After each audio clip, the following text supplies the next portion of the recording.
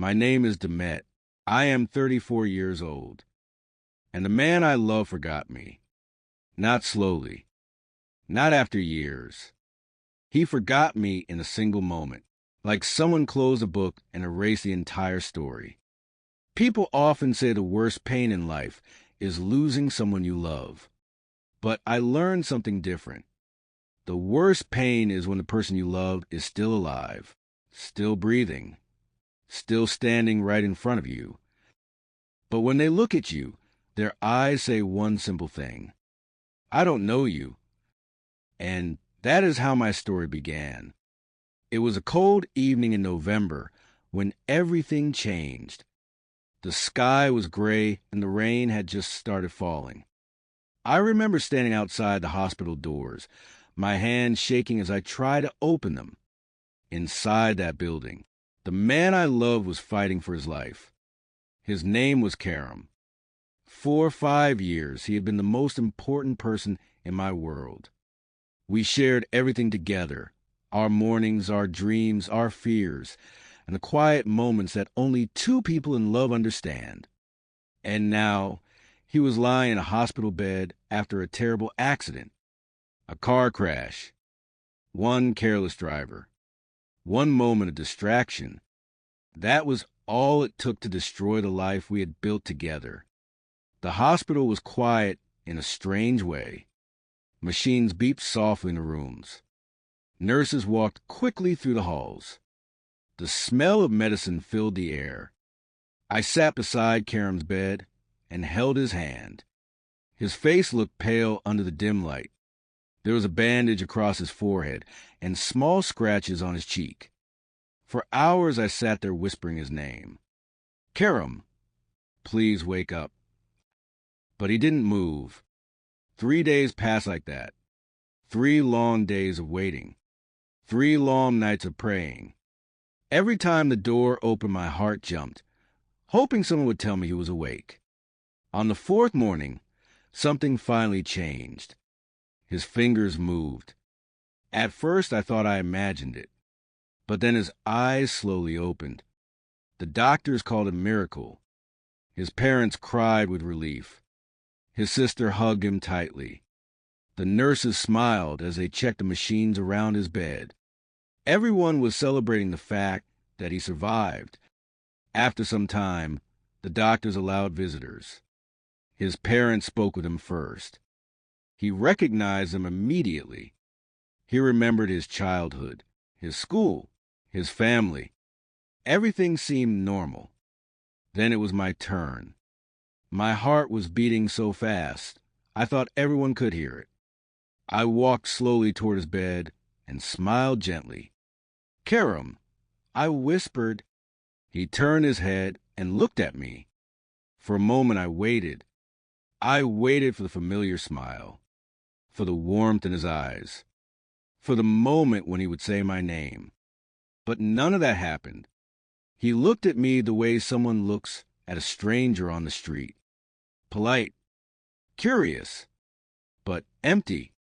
Then he spoke. Hello. His voice was calm. I laughed a little, thinking he was joking. It's me, I said softly. Demet. He frowned slightly. Then he asked a question that broke my heart. I'm sorry. Who are you? At first I thought he was confused. Kerem liked teasing me sometimes, so I smiled again and said, very funny. But he didn't smile. Instead, he looked at the doctor beside him. I really don't know her, he said quietly. The room suddenly felt colder. The doctor asked me to step outside. After some tests and questions, he explained what had happened. The accident had caused memory loss.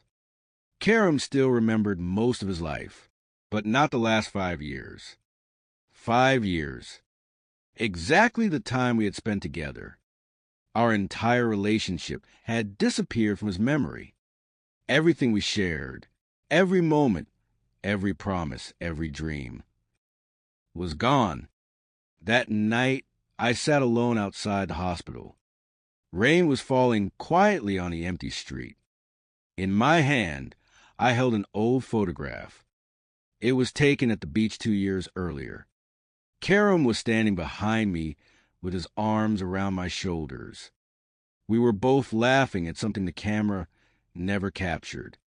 I touched the photo gently. How can someone forget 5 years? I whispered to myself. But the photograph didn't answer. In the weeks that followed, I continued visiting him. Every day. Sometimes he seemed happy to see me. Other times he looked uncomfortable, like he didn't understand why I cared so much. One afternoon, we sat together in the hospital garden. Leaves were falling slowly from the trees. Kerem looked at me for a long moment before speaking. Did we know each other well before the accident? My heart trembled. Yes, I said softly. Very well. He studied my face carefully. I feel like I should remember you, he said. But I can't. His voice was gentle, but his words still hurt, because I realized something terrible in that moment. I was the only one still living inside our love story. For him, it had never happened. And yet, deep inside my heart, I couldn't stop believing one thing. Maybe memories disappear. Maybe time erases entire chapters of life. But love leaves marks somewhere deeper than the mind. And maybe, one day, his heart will remember what his mind had forgotten. In the weeks that followed, I continued visiting him. Every day after work, I walked through the same hospital doors. The nurses began to recognize me. Sometimes they greeted me with soft smiles, sometimes with pity in their eyes. I hated that look. Pity, because it meant everyone understood the truth before I was ready to accept it. Kerem no longer remembered me. When I entered his room, he usually smiled politely. Hi, Demet, he would say. Not the way he used to say my name. Before the accident, he said it with warmth, with familiarity, with love. Now, he said it like someone greeting a friendly stranger. But still I kept coming. Because love does not disappear just because reality becomes cruel. One afternoon, I brought him coffee. Black coffee with a little sugar. His favorite. When I placed a cup on the table beside him, he looked surprised. How did you know I'd drink it like this? He asked. For a moment I froze. Because that question carried 1,000 memories. I remember the first time he tried black coffee. He hated it and complained about the bitterness for 10 minutes before finishing the whole cup anyway. I remembered the mornings we spent sitting in a small cafe near his apartment. I remembered the way he used to laugh when I stole the last sip from his cup. But none of those memories existed for him anymore. So I simply smiled and said, "Just a guess." He nodded and took a sip.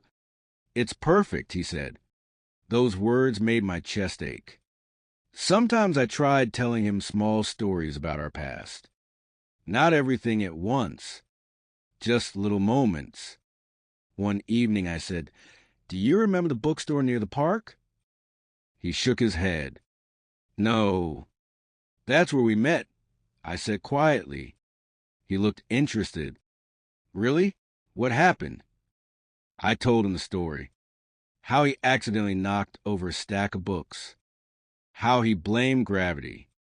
How we laughed together like two awkward strangers who had just met for the first time.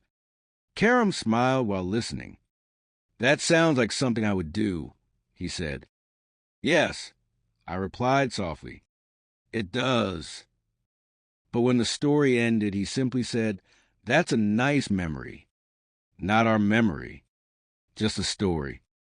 Days slowly turned into weeks. Kerem grew stronger every day. The doctors were happy with his recovery. Soon he would leave the hospital. Everyone was excited about that. Everyone except me, because I knew what it meant. When Kerem walked out of that hospital, he would walk into a life where I was no longer part of the story. One evening we sat together in the hospital garden. The sky was orange as the sun slowly disappeared behind the buildings. Kerem looked unusually quiet. Finally, he spoke. "Can I ask you something honestly?" "Of course," I said.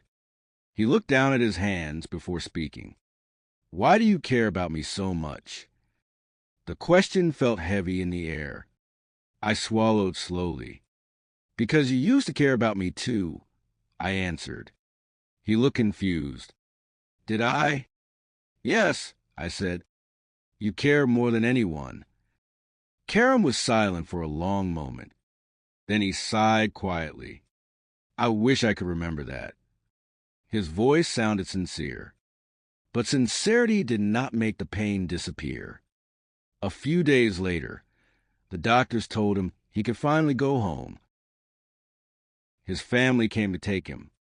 They were happy. They were excited. They were planning dinners and small celebrations. I stood quietly near the door while they talked. Kerem walked over to me before leaving. "Thank you for visiting me so often," he said. His words were kind, but they felt like something you say to a helpful nurse, not to the woman you once loved. I forced a small smile. "You're welcome."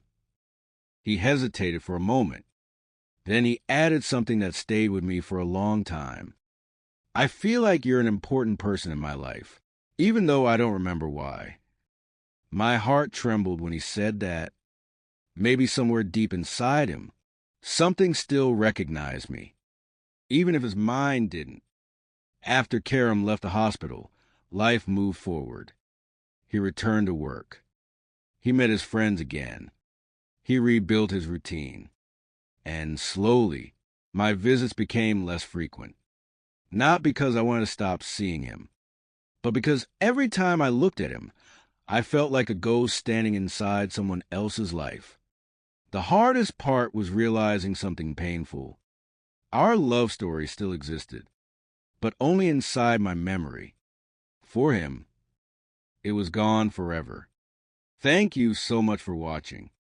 If this story touched your heart, please support the channel. Don't forget to like, share, and subscribe so you don't miss more emotional stories like this. And please leave a comment below. I would love to hear your thoughts about Demet and Kerem's story. Your support means everything. Thank you again for watching.